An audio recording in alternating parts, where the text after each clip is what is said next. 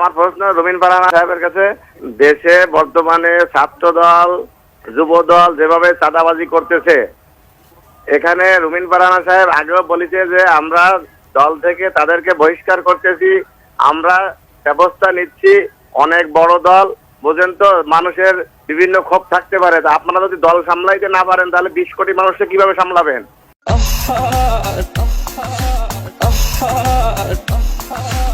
নারী কত সুন্দর অভিনয় করে, অভিনয়ের জন্য নারী সারা রে। আল্লাহ আল্লাহ গো, কেন তুমি ওই বেঈমানের সাথে আমার দ্বিতীয়বার দেখা দিলা?